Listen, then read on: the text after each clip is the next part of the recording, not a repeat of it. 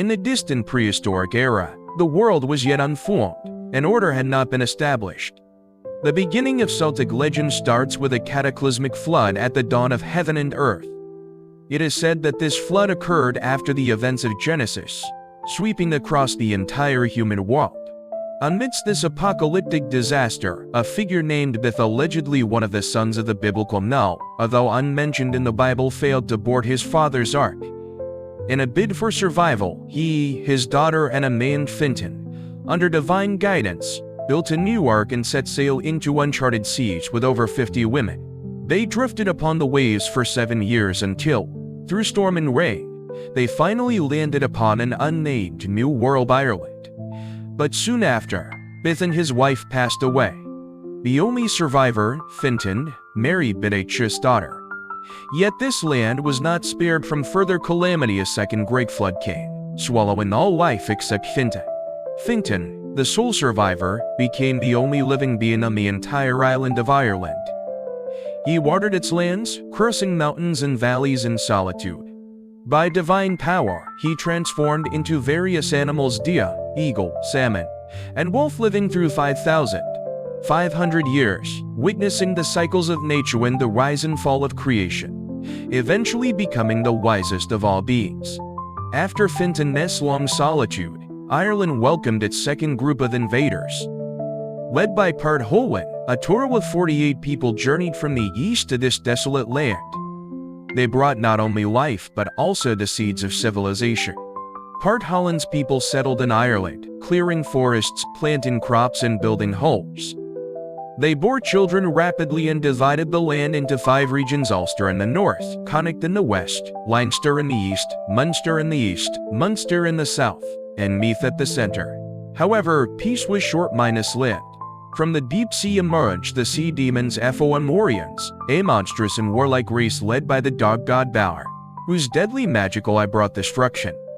Páird Holwyn's people waged Ireland's first territorial war against them. After a fierce battle, Páird Holwyn's people triumphed, driving the sea demons to distant offshore islands. Yet the victory did not bring lasting peace. 300 years later, a sudden plague silently descended, wiping out the entire Páird Holwyn race. Only one man survived to why.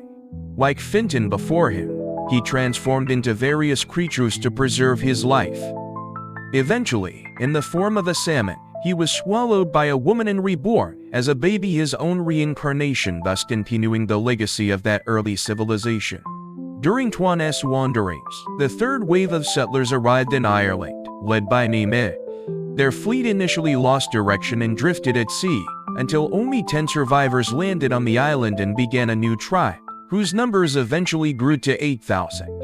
As with their predecessors, Nime's people clashed repeatedly with the sea demons. They defeated them 3 times, even slaying one of their chieftains, but at great cost. After a decisive battle, only 30 people survived, forced to flee and scatter. One group sailed to Thracian Greece, where they tragically became enslaved, carrying heavy bags as laborers. They were known as the Men of the Bags, or the Fur Bull. After years of toil and humiliation, they finally escaped and returned to Ireland, beginning a new era of human dominance. During the rule of the Fur Bull, a mysterious power descended from the sky, the tribe of the goddess Danud Wafadid and I. They came from 4 mythical cities, bringing for sacred treasures the stone of destiny Liafail, the sword of light belonging to Nu Ada of the silver hand, the spear as victory wielded by the sun god Luff, and the cauldron of abundance possessed by the god Dagda. This divine waste challenged the Fur Bull with unparalleled magic and wisdom. A brutal battle unfolded at Muchair on Mag Tui Reg. The tribe of the goddess Danu emerged victorious, though their leader Nu Ada lost an arm in battle. Because a king must be physically whole, he was forced to yield the throne to Bress, a ruler of mixed sea demon descent. Bress' reign was dark and tyrannical, causing unrest among the gods. With the help of Dian Siect, the god of healing, Nu Ada received a new arm of flesh and blood and reclaimed the throne. Bress, who had once helped prevent war, was spared and later became the god of agriculture. The fate of the tribe of the goddess Danu was ultimately shaped by Luff, a young deity raised by the god of craftsmanship, Do ibn Ayu. His mother, Ethlyn, was the daughter of Balor, the sea demon king. Fearing a prophecy that he would be killed by his grandson, Balor imprisoned Ethlyn in a crystal tower. When aided by a female druid, Shun of the tribe of the goddess Dawn, entered the tower, and Ethlyn gave birth to triplets. Balor threw them into the sea, but one survived Luff. Grown into a formidable warrior, Luff led the tribe of the goddess Danu in a second war against the sea demons. In a battle of cosmic proportions, the Allur's evil killed many, including New Ada. Luff hurled his radiant spear, forged in the heavens, and pierced the Allur's eye, ending the dark god's reign. Thus, the tribe of the goddess Danu became the true rulers of Ireland, banishing the sea demons. For a time, gods and mortals coexisted in a brief era of splendor. As the tribe of the goddess Danu ruled Ireland, the boundary between divine and mortal blurred. Many gods lived among humans, leaving lasting legacies. The fate of the northern kingdom of Ulster began with the curse of the goddess Macha. A farmer, Seir Unchu, unwittingly married a mysterious woman Macha. Silent yet diligent, she tended the household and helped with farming until she became his wife. Soon, Macha was pregnant. At a royal gathering, Seir Unchu boasted that his wife could outrun the king's horses, provoking the wrath of King Conchobar. The king forced the heavily pregnant Macha to race. Though no one sympathized with her, she won with divine speed and gave birth to twins at the finish line. With her dying breath, she cursed the men of Ulster in times of war. They would suffer like women in labor for 5 days and nights. The curse lasted 9 generations. The Queen of Ulster, Ness, was a beautiful woman whose son Conchobar, born of a druid, became king. The throne was originally held by the former king's brother, Fergus, but at Ness's request, Fergus temporarily yielded the crown to young Conchobar. Though once beloved by the people, Conchobar grew tyrannical. Desiring the daughter of the tribal leader, Deirdre, he plotted to murder her husband Nalais and killed Fergus's son. Inciting Fergus's wrath, Fergus defected to Connacht with hundreds of warriors, and Conchobar's purge of rival clans severely weakened Ulster. During this cursed era, Ulster saw the rise of its greatest hero Ciú. At just 7, he killed a fierce hound with his bare hands and vowed to guard the blacksmith's home, earning the name Hound of Colan. He later journeyed to the Isle of Skye to train in combat, passing countless trials. Upon returning, he became a crowned member of the Red Branch Knights. Bearing divine traits and unmatched courage, he was the only warrior immune to Mac's crusade Ulster's final defense. The epic begins with a marital quarrel. Queen Medb of Connacht argued with her husband Daelil over who possessed more wealth. Daelil had a majestic white bull, prompting Medb to seek an equal treasure, the brown bull of Cooley, Don Cuilnge, a divine beast. Medb sent envoys to borrow the bull from its owner Dare, who initially agreed.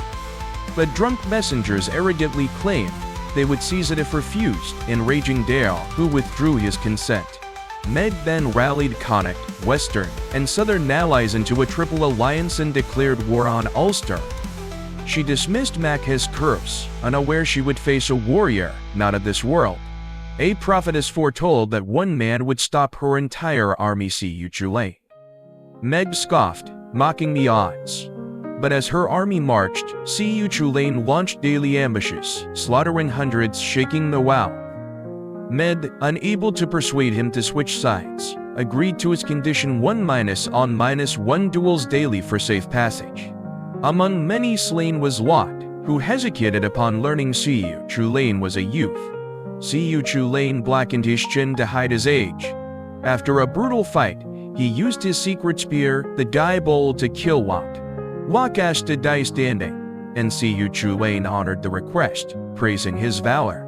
Gravely wounded, Ciú fell into a healing sleep, revived 3 days later by his divine father, Luff. He then returned to the battlefield in his chariot, launching the sixfold massacre, killing kings, warriors, women, and beasts alike. Despite his heroics, the brown bull was still taken by Connacht. But fate showed no favoritism. The brown and white bulls fought to the death. Though the brown bull won, it died at Ulster's border after vomiting filth and wailing in pain. The war ended briefly, and the two sides made peace for 7 years. Siu Chulainn returned in triumph and was forever honored in Ulster. Eventually, he met his end on the plain of Muir than Mead, betrayed and fatally wounded by Collatin's deceit. His head and sword hand worse ever. Ulster hero Con Ulster Ch launched a bloody revenge, slaughtering all who harmed Siu Chulainn, even Queen Mead BBS allies.